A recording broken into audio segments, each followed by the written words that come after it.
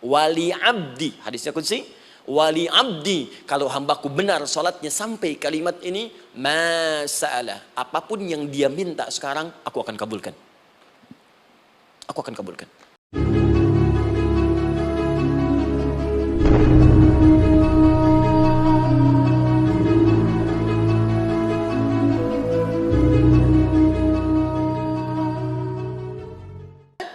Usaha. Perhatikan kaidahnya. Allah tidak mungkin menguji seorang hamba di luar batas kemampuannya. Jadi kalau kita sedang punya ujian di rumah kah, pekerjaan kah, kehidupan sosial kah, sebesar apapun ujian itu kata Allah, memang karena Anda yang sanggup. Kalau nggak sanggup nggak akan diuji. Di ujian itu berbanding lurus dengan kemampuan. Mustahil seorang hamba diuji di luar batas kemampuannya. Jadi kalau Anda sekarang pun sedang punya masalah sebesar apapun, kata Allah, memang cuma kamu yang sanggup, yang lain tidak. Maka jangan mengeluh. Jangan Anda katakan, ya Allah, why me? Kenapa saya? Kata Allah, why not? Memang kamu yang mampu. Yang lain tidak. Nah, ketika Anda bisa menerima itu dengan sabar, baru datang kalimat kedua. Wassalah. Kemudian datang tunaikan sholat dan mintakan solusi kepadaku lewat sholat. Ya, sedikit ya. Lihat sini. Saya berikan sedikit uraian Al-Quran. Saya boleh menulis sini? Boleh ya? Ibu, maaf, agak jauh. Ibu kelihatan ini? Oh, belum saya tulis. Bagaimana bisa kelihatan? Luar biasa. Cuma di Pertamina, belum ditulis, udah kelihatan. Maaf, lihat sini. Wasta'inu. Baik, ya. Saya ingin sedikit sekali. Ini redaksi Quran itu indah sekali diksinya. Wasta'inu. Lihat sini.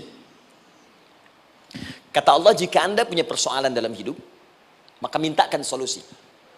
Terima dulu masalahnya dengan sabar, karena kita dipercaya oleh Allah. Gini, cara memahaminya. Allah aja percaya dengan kita. Masa kita nggak percaya diri? Allah yakin dengan kita, kita mampu. Masa kita nggak yakin? Terima dengan sabar. Kemudian wassalah, mintakan solusinya lewat salat. Kata perintahnya dibuka dengan kalimat wasta'inu.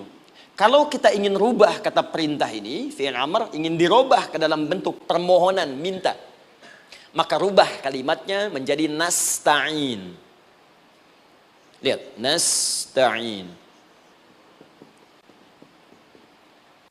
Baik, wasta'inu, kata Allah, kalian punya persoalan, ayo minta solusi padaku. Terus kita pengen minta, ya Allah kami ingin minta. Maka dalam bahasa Arab, kalau kita ingin merubah kalimat ini ke dalam bentuk permintaan, kita katakan nasta'in. Saya tanya pada Anda, pernah nggak dalam sholat kita mengucapkan kalimat nasta'in? Ada? Masih ingat? Baik, apa kalimatnya? Iyyaka na'budu wa iyyaka nasta'in. Perhatikan, iyyaka na'budu wa iyyaka nasta'in. Iyyaka na'budu, iyyaka, ya Allah, engkau perintahkan aku untuk ibadah. Maka sekarang aku ibadah, sholat. Hanya kepadamu saja. Kan kata Allah, kamu sholat.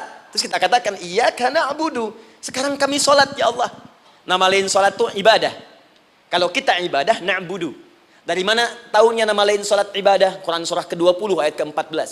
Fa'budni wa aqimis sholata li dzikri. Ibadah kepadaku, caranya sholat. Maka saat sholat kita katakan, iyyaka na'budu. Ya Allah, engkau perintahkan aku untuk ibadah. Sekarang aku ibadah. Wa iyyaka nasta'in. Dan sekarang aku sedang punya persoalan, ya Allah. Aku punya masalah. Aku punya problem. Dan aku yakin hanya engkau yang pasti akan menyelesaikannya. Ketika Anda mengatakan, iyyaka nasta'in, perhatikan hadis qudsinya. Hadisnya qudsi. Ya. Al-Imam Al-Bukhari meriwayatkan, Imam Muslim meriwayatkan, An-Nasai meriwayatkan dari sahabat Abu Hurairah radhiyallahu ta'ala anhu. Ada lagi yang dari sahabatnya Anas bin Malik. Perhatikan kalimatnya. Idza qala al-'abdu iyyaka na'budu wa iyyaka nasta'in, jika hambaku dalam salatnya benar membacanya, benar dari awal salatnya sampai dengan kalimat iyyaka na'budu wa iyyaka nasta'in, ya Allah, sekarang aku ibadah kepadamu dan sekarang aku punya persoalan. Aku mohonkan solusinya darimu. Kata Allah, hadza baini wa baina 'abdi. Ini perjanjian antara aku dengan hambaku. Wali 'abdi, hadisnya qudsi. Wali abdi, kalau hambaku benar salatnya sampai kalimat ini, masalah, apapun yang dia minta sekarang, aku akan kabulkan. Aku akan kabulkan. Pertanyaan saya, berapa di antara kita yang sholat sampai detik ini, ribuan kali ruku dan sujud yang memanfaatkan momentum ini untuk memohon? Siapa di antara kita yang ketika sholat memohon kepada Allah solusi? Jangan-jangan selama ini sholat itu hanya menjadi formalitas saja. Takbir, ruku, sujud, salam, selesai. Takbir, ruku, sujud, salam, selesai. Padahal Allah sudah menunggu hambaku, kamu itu punya masalah apa? Makanya setiap waktu dibagi 5 supaya hidup kita ringan. Subuh ke zuhur punya masalah, zuhur salat. Begitu kita mohon tuntas masalah itu. Zuhur ke asar punya persoalan, asar salat. Dijawab oleh Allah, tuntas persoalan itu. Karena itu semua nabi dan rasul, bahkan orang soleh, ketika punya persoalan dalam hidupnya, even itu hanya menulis karya ilmiah, maka mereka akan memulai dengan salat dan minta kepada Allah Subhanahu wa taala. Teman-teman kenal Nabi Zakaria? Bagus. Baik, di sana belum tulis sudah kelihatan. Sini kenal Nabi Zakaria, alhamdulillah. Tapi nggak apa-apa. Saya ke Sukabumi, Pak. Ada yang kenal Fir'aun? Kenal Fir'aun, kenal, bagus. Baik, Sukabumi hubun dunia, suka itu hubun, bumi itu dunia. Baik. Teman-teman, Nabi Zakaria itu diuji oleh Allah. Maaf, belum punya keturunan. Dan semua nabi punya ujian. Jadi jangankan kita, nabi aja yang jelas surganya punya ujian. Ya, Anda pernah sakit, Nabi Ayub sakitnya lebih parah dari kita. Ya, Anda di keluarga belum ada keturunan, Nabi Zakaria pernah lebih daripada kita. Sampai rambutnya memutih, fisiknya sudah letih, dan menurut medis, maaf sekali, istrinya divonis tidak mungkin punya keturunan, monofus dan mandul, mustahil. Secara klinis gak mungkin, secara medis tidak mungkin. Maka Allah tunjukkan satu isyarat yang sangat luar biasa. Jika Anda mendapati situasi makhluk mengatakan ini mustahil dan sudah angkat tangan, ini tanda pertama dari Allah, langsung tinggalkan pendapat manusia, langsung memohon kepada Allah.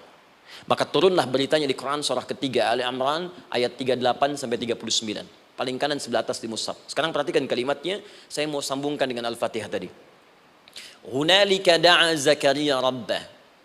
Di mihrabnya Nabi Zakaria salat bermohon kepada Allah. Qala rabbi habli min ladunka dzurriyyatan thayyibah. Kemudian ia berdoa, Rabbi habli, ya Allah yang maha memberi tanpa batas. Ini adab pertama, kalau teman-teman mau berdoa, sebut nama Allah sesuai dengan hajat kebutuhan kita. Itu yang disebut dengan al-asma'ul husna.